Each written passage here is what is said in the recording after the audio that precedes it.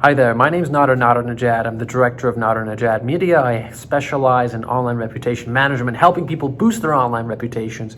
But also on this channel, I give advice, business tips and tricks, helping people.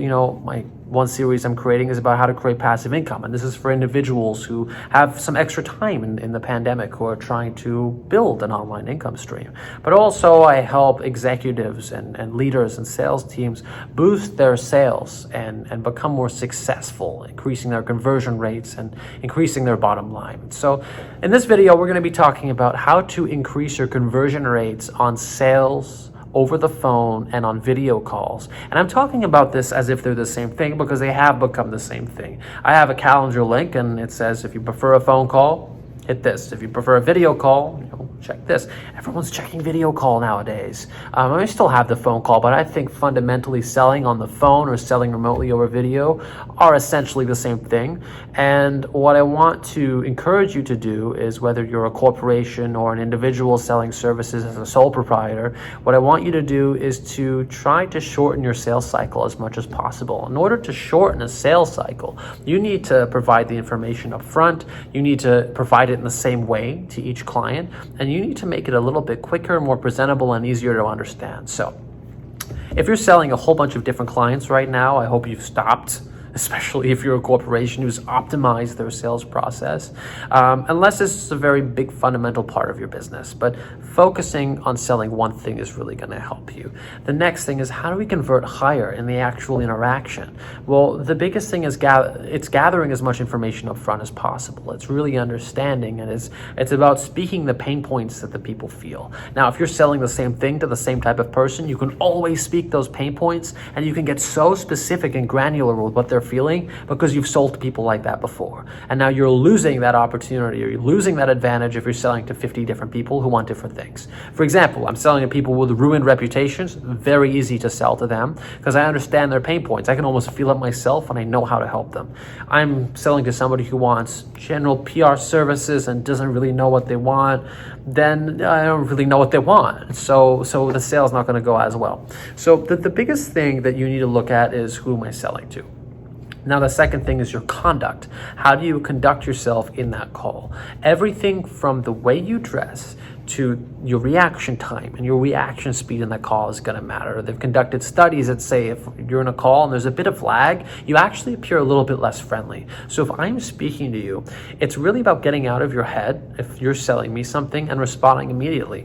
Right? Responding immediately to my request. I say, how are you doing? You go, I'm doing great. How are you doing? This quickness, this instantaneous reaction is actually going to boost rapport. Small things like that. Things like being a little bit more presentable, not overdressing, but being a little bit more presentable is going to help. If I came to you today, I have videos that exist where I'm wearing a tank top, and it doesn't convert as well, right? I'm wearing a t-shirt, it doesn't convert as well. But this is, this is a little bit more professional. It shows that I've made an effort. So there are simple things like that. But there's also your tonality, the fact that you're caring. So I'm talking to you like this. I'm going to talk to you in two different ways, and I want you to break it down for me. We're having a sales call right now. I'm going to sell you this cup. I'm going to tell you why this cup is good. I'm going to do person A. Person A is just very, very honest. They're not slowing down, they're not pacing themselves, they're just honest. Person B is also honest, but they're consciously slowing down and being warm and using a bit of inflection with their voice, and they have a bit more of a feeling. So I'm going to go with person A. So this cup's really good. I really think it's going to help you. It's great. You want to take a drink? It's a great cup. It's got a really good grip. It's got a nice handle. It feels good in the palm of your hand, and you can pour hot drinks in it. I recommend it. Person B is a little bit more trained. They just use a bit more inflection. Look at the difference. What I really love about this mug is that the glaze is non-toxic, and that's important. It's not every mug where they actually spend time and effort to make sure that it's been finished properly. And that's what I really love about this mug, is that there's been so much time that's gone into it, and it's special. It's special to anybody who buys it. The clay is strong. And I mean really strong. I've hit this thing off the table a few times, not even a chip. And I can really look in there. There's nothing in there. No damage. And I really like it. It's sturdy, it lasts a long time, and it has that longevity. It's well balanced, like it feels great in your hands. The lip of the mug, perfect. Fits comfortably. I use this every morning for coffee. So you can see how I changed my inflection and changed my presentation. I'm not just a flat, honest, this is what's happening, this is cool, yeah. I'm actually using inflection. I'm feeling things, and I'm excited to bring it to you, but also slow it down because I'm in control. So things like that, just the inflection and changing the tonality and practicing feeling things. Every sentence has an intention behind it. That's going to help you boost your conversions. But let's break it down. Let's get out of the visionary stuff. Let's actually talk about things that are going to increase your conversion rate. So let's break it down from the sales cycle, starting from the beginning. The first interaction, speed up the time in which you respond. Use a chatbot on your website using a WordPress plugin, or have somebody sitting on the end of your email so that you can respond in minutes. If you can respond within minutes, your chances of selling are going to go through the roof. The quicker you respond, the more likely you are to get a sale. The second thing, the initial conversation. Find out what the issue is immediately from that immediate response. And then what you want to do is you want to schedule that initial call as quickly as possible, right? So you want to schedule that either the next day or in a few days, it doesn't matter, but you want to do the actual scheduling quickly to make it locked in your calendar, okay? The next thing you want to do is you want to prompt that person who you're going to be having a call with a reminder. So you need to use some automation. I use Calendly or calendly.com, and you can use this to create a calendar tool and automatically remind people 30 minutes before a call, a day before a call, in their email and on their phone with an SMS reminder to tell them we have a call coming up. That's going to increase people actually making it to your calls, and they usually do. Any responsible person will, but the fact that they're reminded just shows them it's organized. I was reminded. They like that 30 minutes because lots of people are nervous before meetings. If you give them reminders a day before, half an hour before, they're going to feel pretty good about it. So you're reducing the friction in those initial interactions. The next thing to do is to have that initial call and really get them on the same page. You want them to understand. They're going to ask you questions, probably a lot. And instead of thinking, let me get back to you next time, which is important if you need to do that, but if you can answer immediately and be so matter-of-fact and concrete about it, you're going to show expertise. But you want to do it with an inflection. So if someone says, hey, how are you going to fix my house? And I say, well, step one, I'm going to do this. Step two, I'm going to do this. Step three. Okay, but to show some passion and be very direct. Well, the first thing we do is we come over to your house and we quote you. Once we've quoted you, we'll take around 2 to 3 days to put together, our equipment and everything that we need. And then by the third day, we're going to come over and we're going to repair everything. It'll be done within 3 to 4, days.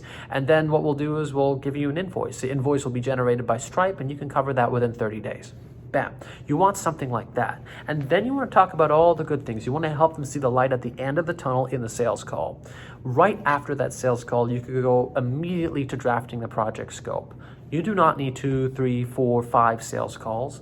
You may need another one if you're selling to another business, because if you're selling B2B, your sales cycle is longer and there's more red tape. That being said, if you can get past the gatekeepers in your first call, draft the scope immediately. And what you want in a project scope is not, I've seen large companies draft just a Word document.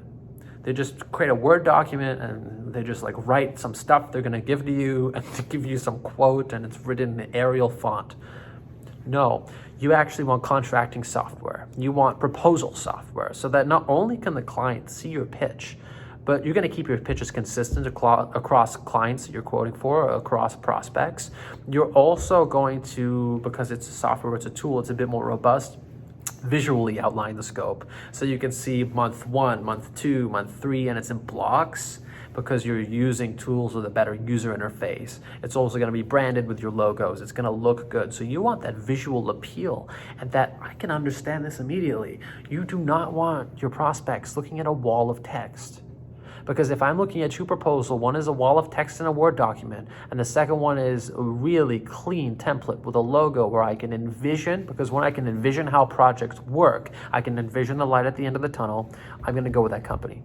So that's another tip, is reducing the friction it takes to understand the contract, but also making sure the proposal, the contract, is all visually appealing and nice. So if you're looking at it and you say, oh, that's a little bit confusing. Yes, it's factually on par, but it's a little confusing.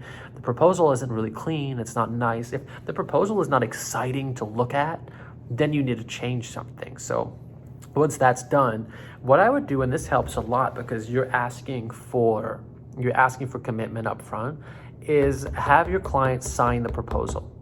So if the client likes the proposal, or the prospect likes the proposal, have them sign it and say, I'm going to draft the whole agreement now. Before I do, will you sign off on the proposal so I know you like it? They'll sign off on the proposal, you draft the agreement. Again, my agreements go into automation. If I'm a little confused or we have to edit clauses, I send it to a lawyer. And then within minutes, we've drafted the agreement. The agreement gets signed because they've already signed the proposal. It increases the chance they're going to sign the agreement. I send the agreement along, and then billing is very clear. It happens the same way. I lump my deliverables into my billing software, and then I send the billing off. It also generates a PDF report. So I generate a PDF report and I add, here's the PDF report for your records. Makes you more organized. So everything about the whole sales process needs to be continuously changed and updated over time. I'm updating almost every month. So that's something you have to do in order to increase your conversion rates on sales, not only in the in-person interaction on video and phone call, but taking it off of those calls and fixing every single stage of the sales process. And this is going to really help you. And boosting the overall professionalism of your brand and first page of search results is also going to help you convert better. So these are just some tips.